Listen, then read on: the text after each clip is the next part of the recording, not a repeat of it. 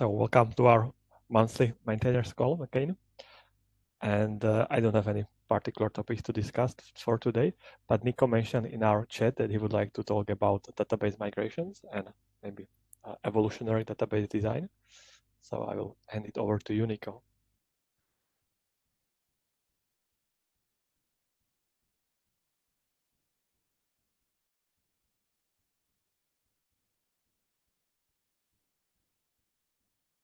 Nico, we don't hear you.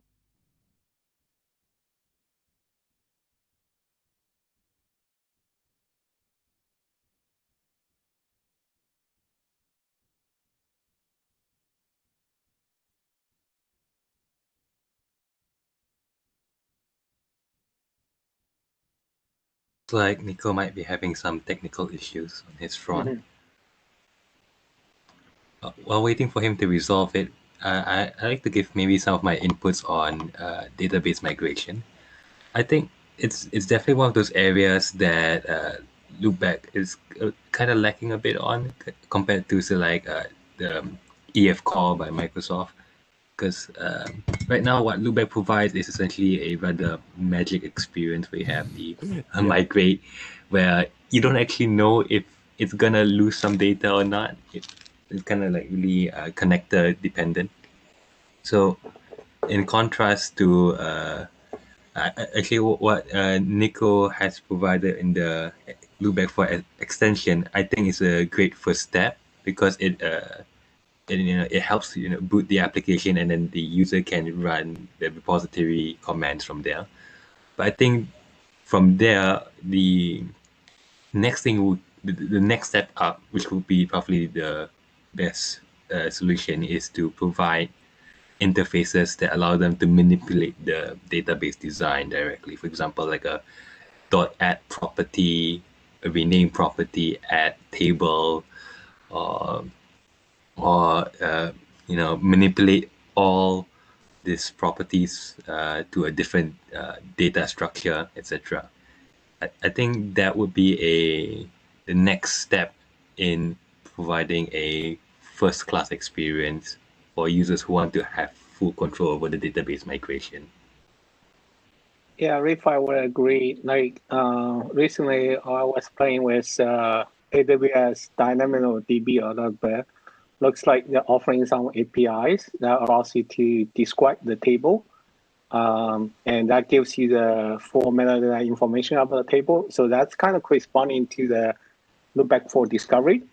Then on top of that, you have APIs to create tables, like delete tables or tweak the table structure. But of course, for NoSQL database, there's not much you want to do or you can do, except some indexes. But for traditional SQL database, sure, you would have the ability to create a schema, add a table, add a column, change the column type. So there's quite a bit of information like that. So the LB4 migrate command was sort of built on top of that, but we have a so-called like migration mixing in Loopback 3 that try to create the common interface to the backend to see what kind of database schema capability exposed by that particular connector. But what's tricky is for Loopback 3, it's all JavaScript based. So we don't have a formal description of that kind of capability as a type interfaces. So I think moving forward, if we really want to create a much better user experience, I think it probably makes sense to at least put TypeScript definitions for the connect capabilities. So something you recently started, so say, hey, for each connector, what are the capabilities they support, like a strong relations, what kind of relations they support, what kind. So if we categorize the database or connector capability as different buckets and expose them as TypeScript interface definitions, I think that will give our developers a lot of flexibility to leverage the advanced features of the connectors. Yeah, I agree with that. I think creating a new interface for the connectors to implement would be a great way to introduce an optional capabilities for connectors that want to implement a customizable migration experience. You also mentioned some. You also briefly mentioned about the Loopback for discovery feature. I think as a long-term plan, the discovery feature can be synergized with the generation of migration scripts. So, for example, you're able to take your existing model templates and then check, compare it against what's the current database schema, and then generate a migration script on a best effort basis from that. So I Yeah, think that's true. Yeah. So a lot of like relational database offer the ability to generate DDL, data definition language, from the existing schema, so that you can replicate the database schema to some other databases, or you have the ability to tweak that after you have that starting point. So I think these two, like the discovery and the migration, are just two sides of the same coin.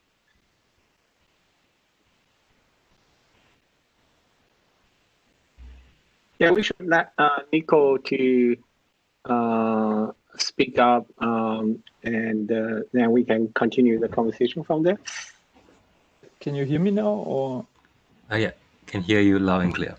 Yeah, good. So yeah, basically what I wanted to say initially is about the topic. Why I mentioned it was because I looked a bit into that, and it's also the reason why I initially made this module, because I felt like this was something that was still a bit missing there in Loopback 4. And yeah, the basic idea of the module was then just having these or being able to inject the repositories, for example, but it still requires a lot of manual effort to write the migration scripts. Yeah. So I'm not sure how far that could be automated, maybe by other tools, as you already mentioned.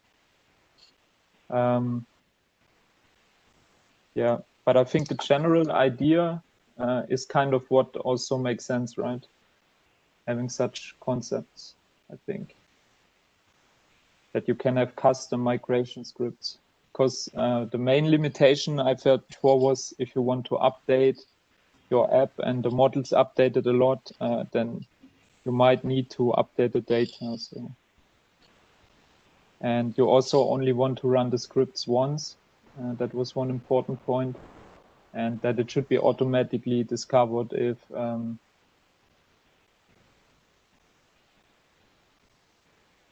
Yeah, I definitely agree with all the points that you've mentioned, Nico. It's migration is definitely a rather important topic in evolutionary database design, so that when you update the application with new features, it's easy to quickly create a script that can reliably reproduce the new database without unwanted data loss. And I think it benefits well for things like the authentication JWT extension, for example. For example, when we update it to have new models or new properties, the way to migrate from an existing deployment to the newer version of authentication JWT may not be so clear cut. So migration definitely plays a very important role in the developer experience in that area.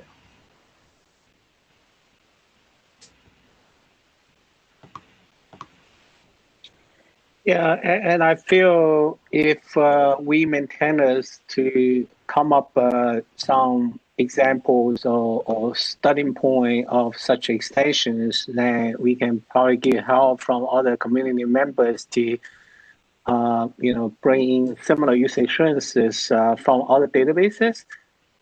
In my past experience, I realized, like, for example, for one type of database, say relational database, if we can get Postgres or MySQL working, then it's not that difficult to make them work with Oracle or DB2 or some other databases, sure, the differences in some of the SQL statement you have to run to get different kind of schema information or mutate the schema. But if we have that structure, let's say, for typical relational database, right? So you have, schemas, tables, views, indexes, constraints, columns, and foreign keys, primary keys, all these key entities. If we can, realize one database and formalize the interface to represent these database entities, right?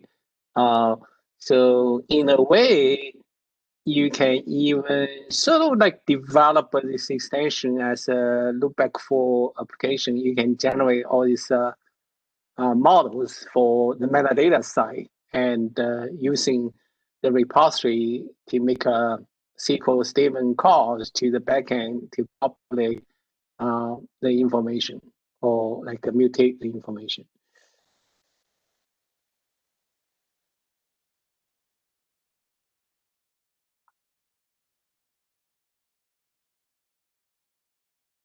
And one idea I would like to mention, once we get these basic building blocks in place, this API we can use to manipulate tables, then we can improve our CLI tooling like LB4 model or LB4 property. There is one, I don't remember now, to not only modify the model files, but also generate a new database migration script. So for example, when we create a new model, we will create model DTS file, a repository file, maybe a controller file, and then we can also create a migration script that will create the table in the database for us. Mm-hmm. Yeah, that's a good idea too. Okay. I think these are all. I think this is a really great set of ideas, and I truly do want to contribute back to the project wherever possible.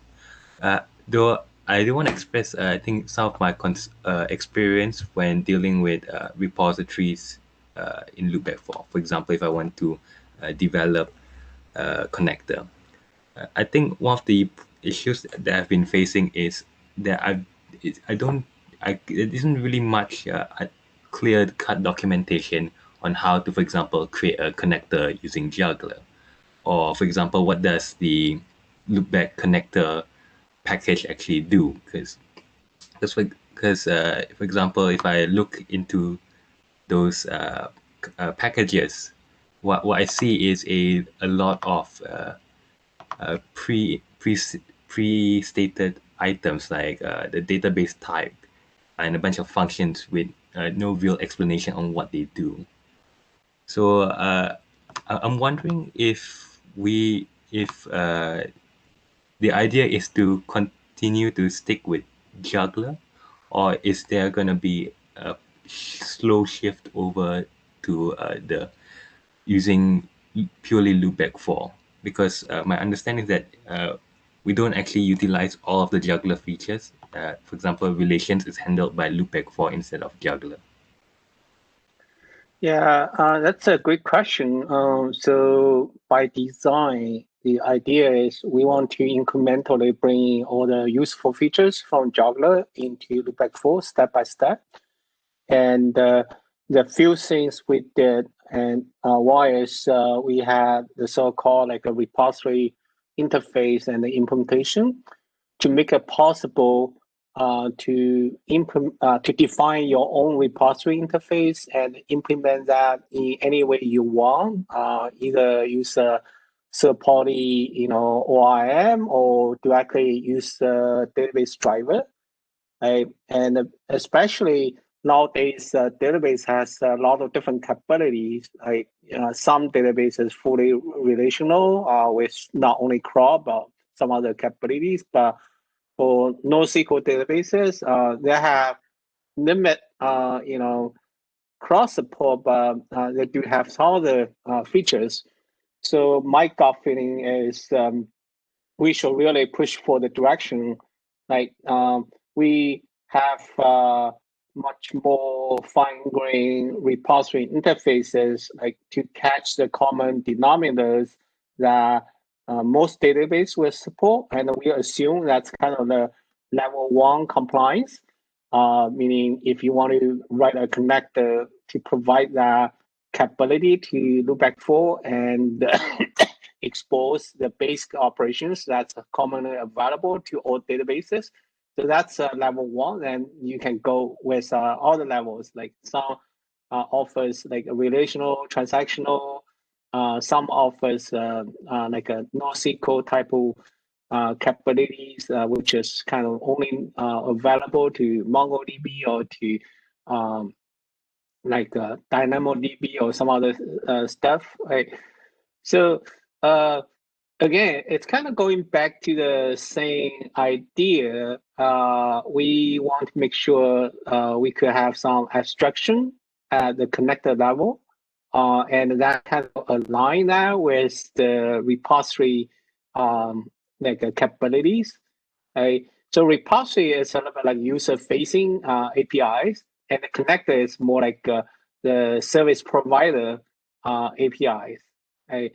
So they're close, but maybe the signature of the API is slightly different, because for user side, you only care about what you give that API and what you expect to get the output. But for the connector side, maybe you need to have a little more context, such as which data source you are interacting with, what the security subject are being propagated from the incoming API call, and what table are you working with. So the connect side need to get a little bit more contextual information to implement the data mapping capability. Right? So it's actually already doable today. You define your own repository interface and implement that, use whatever library you have. Then you can actually bind that repository implementation to the context. So from your controller, from services, you can inject repository as usual, and just call that repository using your own interfaces. But as you said, like people had the impression, sort of everything kind of going through juggler. But I think the juggler is just adapter that implement the Loopback 3, data access capabilities using the new repository interface, and expose them to anybody that don't want to deal with the database connectivity. But of course, like there are quite a bit constraint for that approach. So I remember even in the type OM extension, we allows you to use the type OM repository as well. Yeah, so I think in general, the design already allows so, but just maybe from the documentation and example and some like raw model extension perspective, it's not crystal clear. Yeah, I think I agree with your especially with your last point there, because repository and database overall, the database design is kind of a complex topic. And for example, you have a type ORM extension, but it doesn't implement the loopback repository interfaces, or we can't generate filters out of it yet. So I think there's a bit of a gap in the documentation on stating what levels of features we have implemented for a certain connectors. Right. So I think we need to find a good middle ground here. On one hand, we would love to have databases from all kinds allow us to perform the loopback convention of crawl operations, right? And the filter is the most powerful one, right? But it's not realistic to force all the database connectors to support that. Sometimes it's not even possible. I realized for some database like a Cassandra or like the DynamoDB, they really required to have indexes in place so you can search up for certain fields. And the search capability sometimes is very limited. So we have to recognize that difference. And I think that kind of boils down to what's the common denominators, right? So we have a basic crawl, and on top of that, we have advanced query capabilities. Then we expand that to relation inclusion, right? So from the update side, you can update by ID or you can update by criteria. Then we will cover two things like transaction, referential integrity. I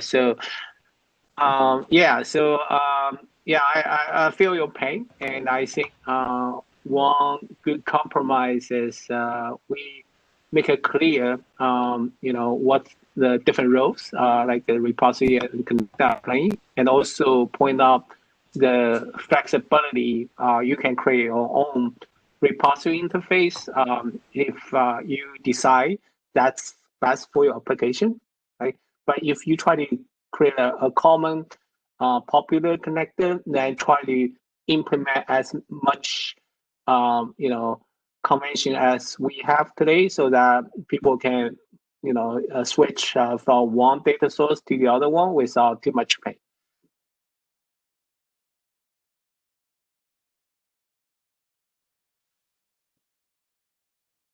I think also definitely one good point is the switch criteria, or that you can switch the data source. So that's also what I noticed. If you use too much native queries, for example, that's no longer possible. Yeah. So you have to choose a camp because sometimes it's not practical to make that transparent to you, right? So that's why we may have to come up with the idea like just like Rifa has started to describe, the capabilities of the Connect to say, hey, what set of interfaces you support and what additional interfaces you support natively. Some other databases don't even have that concept. So this way, from a user perspective, right? So they can have a good understanding. Hey, if I have something in mind, I might want to switch databases, or I want to make sure it's possible to use the same code to two different databases, right? So then they have to chime in with the common denominator and sacrifice the advanced features. So for advanced features, then they have to opt into the connected specific repository interfaces or some like so even for advanced features, there might be some commonality, right? Like for example, the transaction support. It could be equally applicable to a lot of different databases. And if we can come up a convention that that's compatible for all the different databases, that's even better, but that's not always feasible for a couple of databases.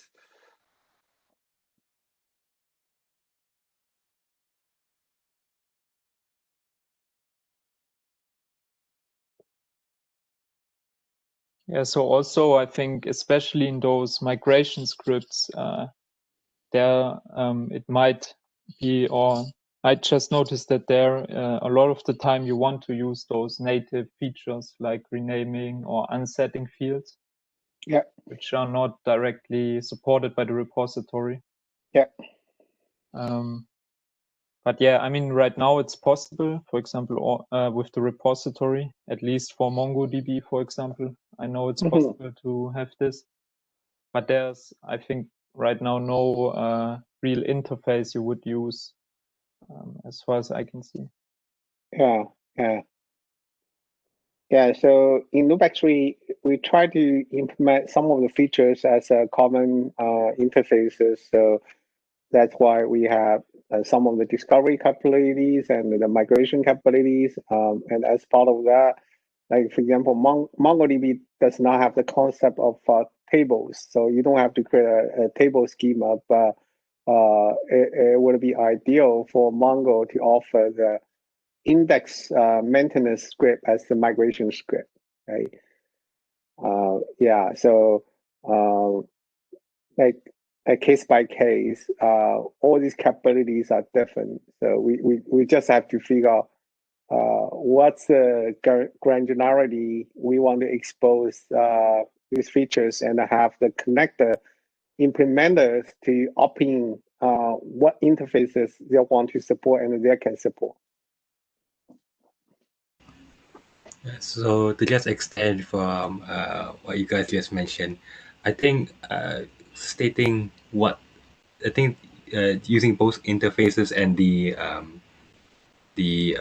pull request I made quite recently on listing on the enums, well-defined enums for implemented interfaces, using both of those together would be quite useful in getting to that middle ground. So interfaces like TypeScript interfaces will be used for things that are actual TypeScript functions, and the interfaces enum would be used for more discrete things that can't be easily identified. For example, does the connector support JSON objects to be stored inside a single property? That part is not clear on does it work on MySQL? Does it work on Postgres? Does it work on MongoDB? Yeah. So I think in a way, we describe the contract as two things, right? One is we'll come up a set of TypeScript interfaces to represent the compile time check. But since TypeScript does not have any reflection at runtime for interfaces, then what makes sense is we give each interface a special identifier, just like what you did to describe a bunch of enums, right? So that's basically a symbol to represent the interface type. Then we can actually have a reasonable middle ground so that when you implement a connector, you not only just implement the TypeScript interfaces, but also tell the Loopback for runtime, like what are the list of interfaces you are implementing, so we can have a runtime reflection of the capabilities. Then utilize that capability to do metrics, kind of pick and choose. Right? For example, if you want to create a repository, and you might be able to select what capabilities your repository would require. Then with that in place, we can narrow down to the list of connectors that supports all these features. And even from the code generation perspective, for example, your repository wanted just do like some read-only stuff, then we only generate all these read-only operations, right?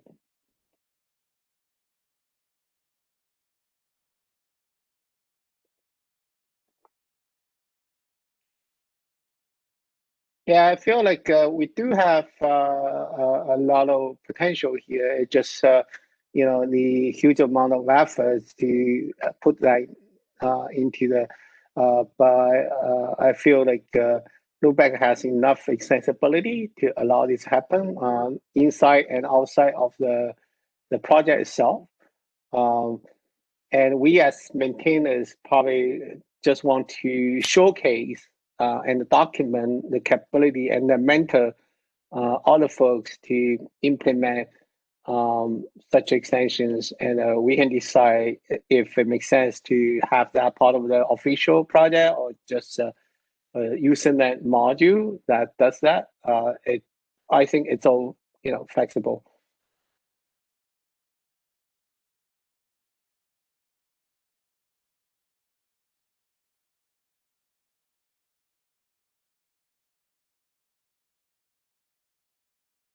The first step on this long journey, where to start? I mean, my personal opinion is we have a non-due work that we publish a blog, kind of talk about the the feat of juggler and what gaps we have in the data, access and the data manipulation, as well as the database, discovery, migration, kind of capability to lay out a ground, say, hey, here's what we have in mind, and here's what we see, how things could evolve. Then we also cover all these different perspectives at high level to start with. Right? I think we had enough discussion to understand in the ideal how things will look like. Even we don't necessarily have all the bandwidth to get there by ourselves, but at least kind of come up some vision to guide the community and give them the guidance.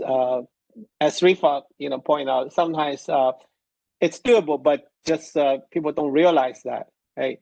And they're kind of hugely influenced by us, and they're kind of stuck with what's available today, right? So I think collectively, as maintainers of this project, I personally feel like we can, have a markdown file somewhere, then each of us can contribute ideas to that, and toward the end, we make that available as part of the roadmap. Then we also publish a blog to invite more people to join our efforts. I think that's probably a reasonable starting point. So that collaborative contribution to that document will give us the opportunity to chime in and bring your questions, ideas, and visions all together. Yeah, I think I agree with Raymond over here. I mean, perhaps we could, because currently what we have is everything is kind of like bundled into the issue tracker on GitHub. So things like visionary like ideas where it takes a lot of recurring ideation and testing before actually writing the implementation itself may get lost in all of that noise. So perhaps we could have like a workflow where we create pull requests of markdown files to indicate planned or proposed RCs, like other projects. Yeah, I think that's a good idea, actually. IFCs, I know a lot of projects actually use that. So it's a good indication. We are thinking about something, but it's not set in stone yet. And the feedbacks are welcome because the purpose is request for comments. Right? So it shows some ideas we have in mind and some vision initial vision we have, but definitely create an invitational atmosphere for newcomers to chime in as well. So maybe we can use this as an experiment, like say, hey, for example, I can, add a new markdown file on the docs for IFCs, right? And this is like a future of Loopback for, data patterns or data capabilities. Now I pretty much keep that doc very much empty or just a couple of bullet points.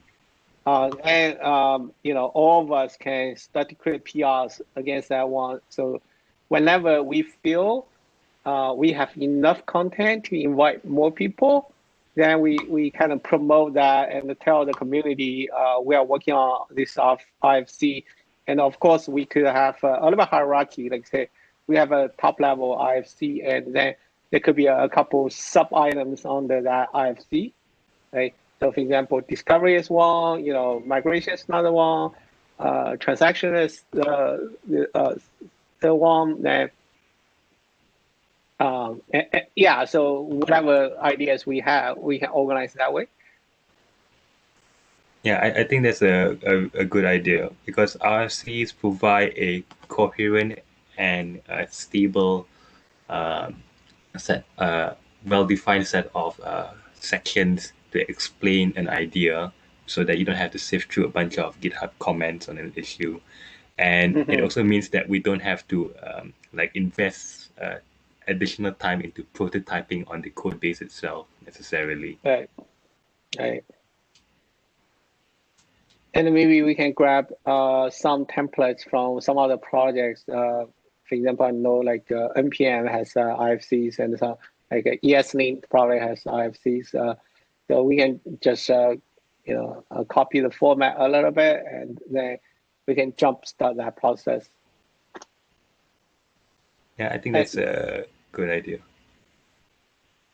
Yeah, of course, I would love to hear from other people as well to see if that's a reasonable low bar starting point.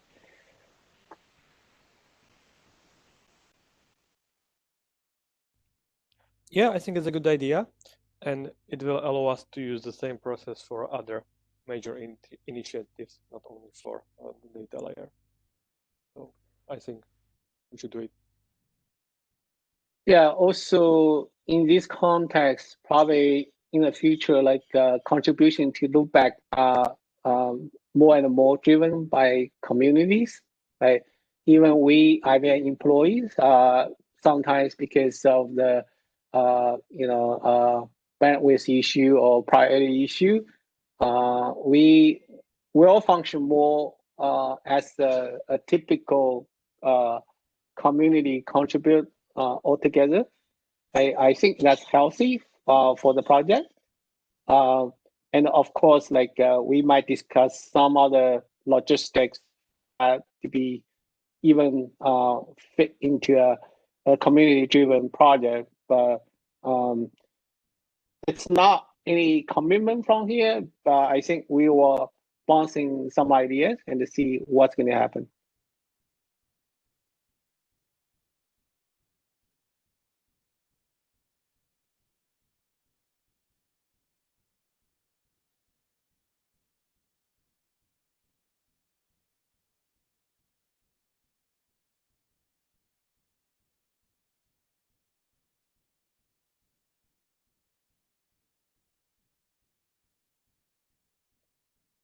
And personally, I also realized, like, if I use Loopback itself to build some other type of applications, like the one we did for some internal IBM microservices, that can drive a lot of interesting, ideas into the project and make the project even better. And I think we could have the similar philosophy as Node.js.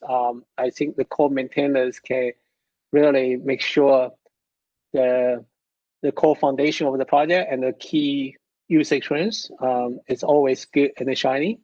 Then we open up a lot of opportunities for community to build extensible features into the system.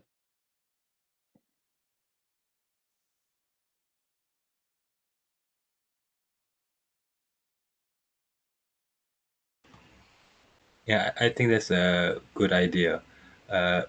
If it's okay, I actually just want to very quickly pivot the conversation towards Loopback's release cycle, because currently it's, I think, like roughly every two weeks that Loopback forecasts a new release. Mm-hmm.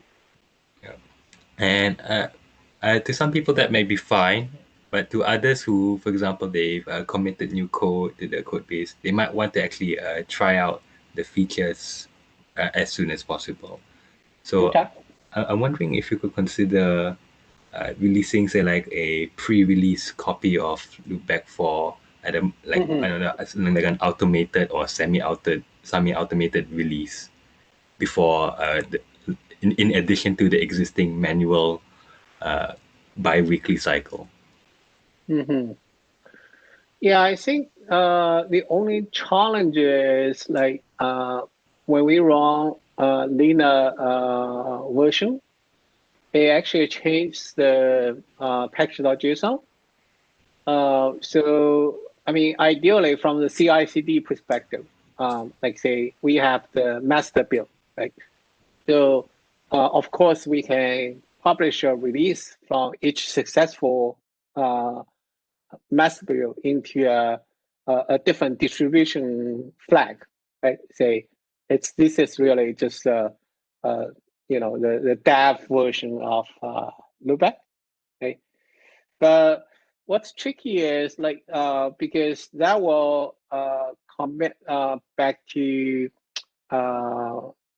maybe we can have a dev branch which always goes after master, and we release the dev stuff from there. The so-called like a developer branch, right? And that branch will always rebase against master. But I'm not sure if that's technically doable, because if we change the package.json and the merge, I'm not sure if that's completely doable. But if it's technically doable, I'm all for that idea. And do we need to commit the changes made by preview releases? Do we have to commit them to Git? What if we? I think that's how it works today with Lina. But if you don't push the changes to GitHub, if you commit them on locally on GitHub during GitHub Actions, and then just discard it, if you discard. Yeah, maybe it's a doable. I think there's a flag when you run Lina version, so you can probably have a flag like a -- no push or something like that. Maybe we can do some experiment there. Yeah, and then in that case, so then the workflow would be the same, right? Yep. Because maintaining two branches and trying to rebase them and keep them in sync. Yeah, it's hard. It's hard. Yeah, way too much work. But what I think, if we can, find a way, once we finish the CI build, and we can create a dev release from that build without messing around with the code base, I think that's probably a good idea to explore. Yep. I think the more tricky part is how to decide what version to use. So let's say if Loopback core is at, I don't know, I'm making this up, 2.3.0, and there is a change we want to publish, then what would be the next version? Would it be 2.3.1? And we should probably use a pre-release suffix, so it would be like a dash something. Yeah, I would prefer to have a pre-release prefix, so this won't confuse with the main releases. Yep. Okay. And since Lina does the wholesale, releasing, so basically they're going to change all the dependency versions for every single publish. Mm-hmm. So I think I'm not particularly worried about that, deciding like what dependency to pick, because it's always picked from the dev branch. Yep. So I think that's mostly doable.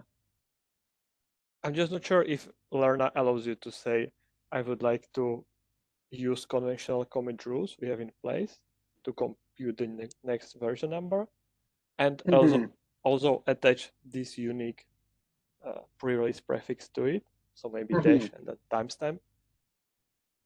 Yeah, I think when you do Lina version, you can specify that's actually for pre-release. Oh, okay. Yeah, that's cool. I sort of remember that when we initially make the alpha release, we actually use that feature, but afterward we kind of get rid of that. Yeah. Mm-hmm. Yeah, then in that case, yeah, it would be nice. We need to use a different tag at npm, I think. So we should use next or preview or something, or whatever. Yeah. And then we can set up our GitHub action so that whenever there is a new commit landed master, we can publish a preview build. Yeah, and I think the good news is it does not create a lot of duplicates. For example, if the change only touch the doc, it will only create a new version of doc and the COI, because we always force doc and the COI to be released. because the dependency is now, well sped out for these two projects. But for other projects, the linear version process will figure out what has been impacted. So if you only change like loopback REST and you didn't touch other things, only the modules that use the loopback REST will be released. Actually, that actually brings up a thing I was actually quite curious about. Because what I noticed with a lot of loopback for packages is that in its change logs, quite a bit of it is simply a version bump. Does that actually do anything in practical sense?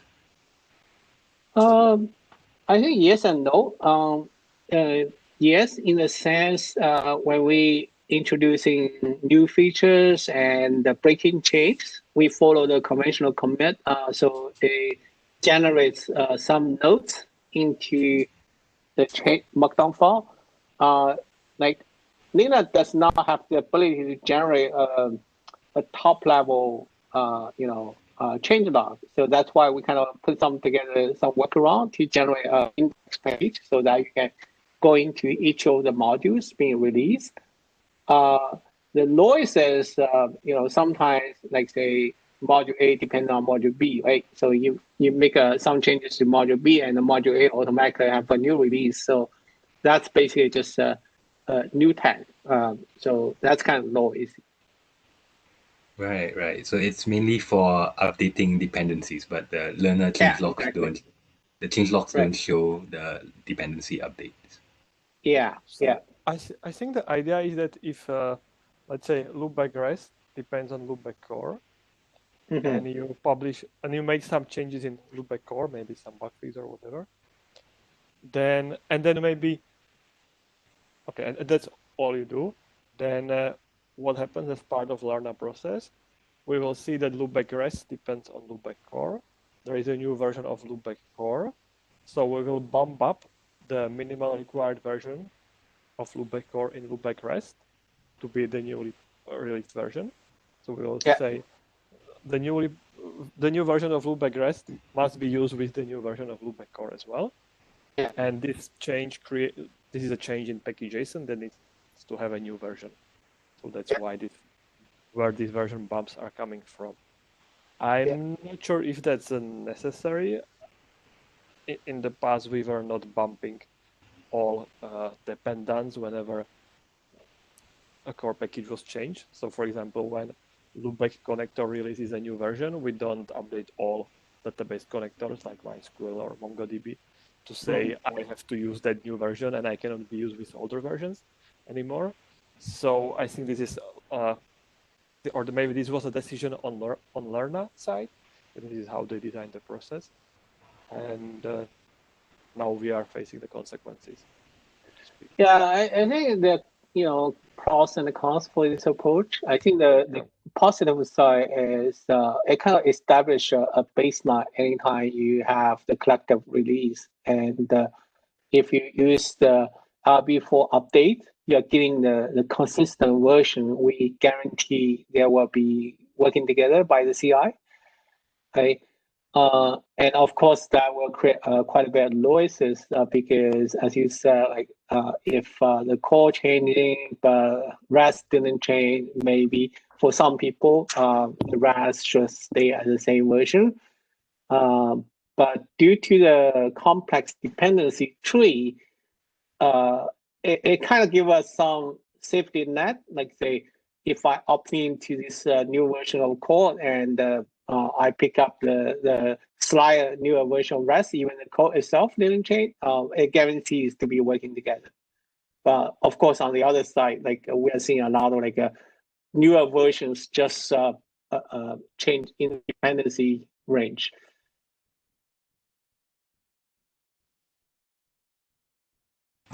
Actually, what I just thought about is that I think the version bump does actually help in our current setup that we've actually recently established, which is to use peer dependencies.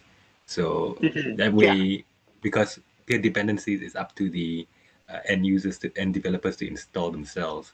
That way, when they use the latest versions of the Loopback packages, they won't have like impossible, incompatible requirements. Yeah, it's pretty hard to figure out, in this collection of modules, who can be safely, working together. So we sort of have to take this middle ground, meaning if you want to 100% guarantee, then you use a loopback for update to make sure you actually move all the versions all together. So that sort of guarantee because we have CI with good test coverage to ensure that. Right? Then on the other hand, if you really want to choose and pick by yourself, you can decide how you're going to upgrade the different versions as peer dependencies at the application level. I think moving forward, especially with the NPM 7 coming to the picture, that gives you a lot of more flexibility to manipulate the dependency tree for your application. I think that will offer some overriding capabilities. Like, for example, one of the annoying things is in the downstream module, somebody has the security vulnerability and nobody actually can fix that dependency tree. So you can force upgrade at the application level. Because like there's a module A, it's kind of dead. The dependency of early version of module B, but module B has a new release. And then from your perspective, you can safely pick up the newer version of B. It's just A is not liking it. So you can force that. So I think moving forward, the infrastructure will give us more flexibility there.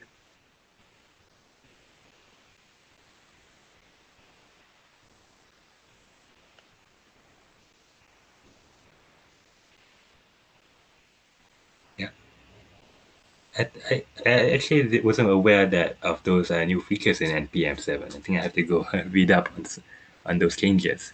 While we're on the topic, it's hugely influenced by Yang. Yang already has similar features, and NPM 7 is catching up and try to make that a standard. Right. So if it's okay to fit in just one more minor thing, right? It's also Sure. on the topic of dependencies.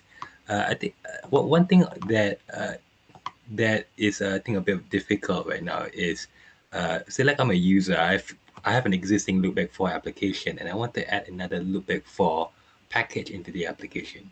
I would have to use npm install, but because it's a newer version of the package that was released after the project was first initially created, it might have an incompatible peer dependency. So I'm wondering if Loopback 4 CLI could potentially implement a custom installation command to help match the correct peer dependency version to the one that is already in the existing project, kind of like the Angular CLI right now.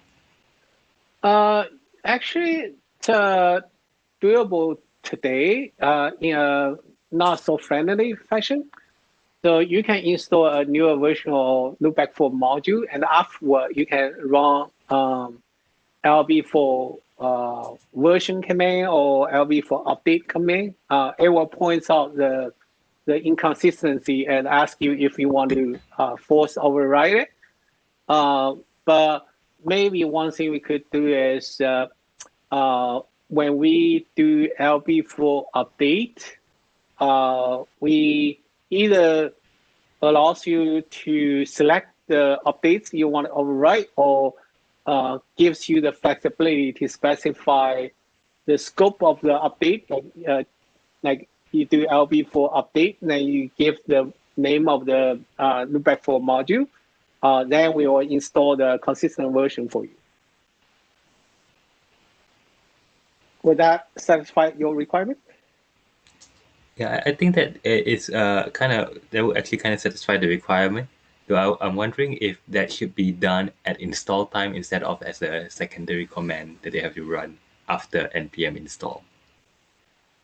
Yeah, so it's an interesting balance we want to have, because if we introduce LB4 install, then wrapping around, npm install, I'm kind of hesitant to go there because I want to make sure any Node.js developer, they can just use their well-known tool chain to work with Loopback 4. Of course, we would help them to ensure the consistency. So that's why we create LB4 update, which is necessary to me, because we have such complex metrics of the dependencies, and without that command, it's hard to get a cohesive list of dependencies to be working together. But for this one, I would rather to go after the fact. Okay, sounds good.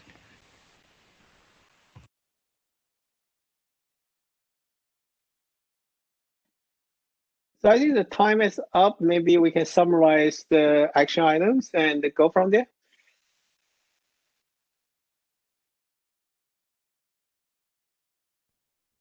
So I just jump in. I think probably two things need to happen. One is we kind of kick off the IFC process and use the database capabilities as a trial.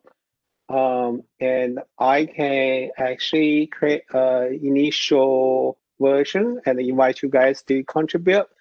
So that's one. Second one is we should experiment the possibility to publish dev releases as part of the GitHub actions. So I probably need to have a volunteer for that.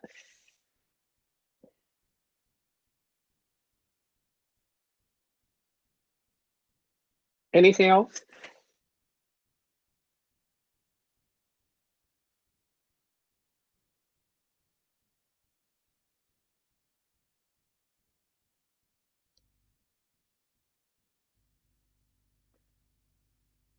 Are you guys all still there? I cannot hear. Yeah, I think that's all, isn't it?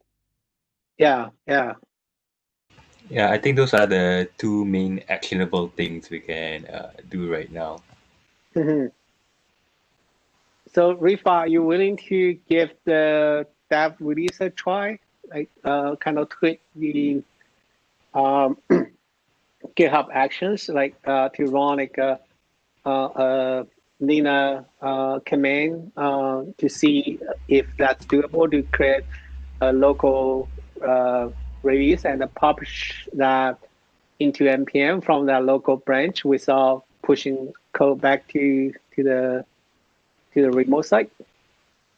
I'm willing to pick it up. I just need to see if I can segregate enough time to get the working, at least enough time to get a working product out. Sure, it's all fine. I don't think we have to rush, because we have living in this mode for long enough. And if we really want to try the latest version, we already have that mechanism to utilize the sandbox folder to link all the versions together. So I think publishing to npm, it's a plus. So I don't feel we have to rush. Okay, sounds good. Yeah, I think it's a very productive discussion, and I think moving forward we should have more and more like this to move the project forward as a group.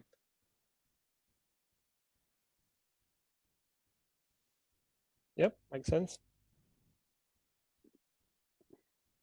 And I definitely appreciate Lico and the Rifa being very active on the community side. It's really helpful, and personally I definitely appreciate that effort.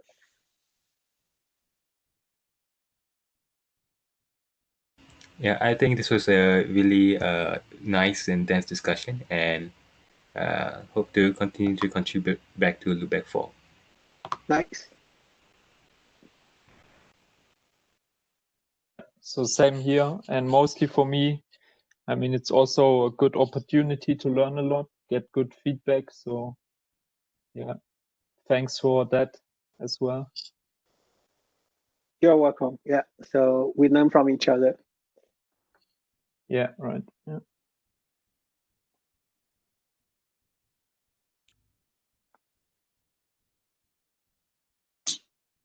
Cool. I guess that's all for today. Thank you all for coming and joining the discussion. And see you in a month again. Goodbye. Yeah, Microsoft, thank you for hosting this forum for us so we can have opportunity to bounce ideas and come up plans for the overall community and the project. And I assume we will publish the recording to the Slack public channel so that everybody can listen, right? Yeah. I'm publishing recording to YouTube and then storing the link on GitHub as well. Cool. Thanks. Thanks, everyone. Right. Thank you, everyone. Bye. Bye. Bye.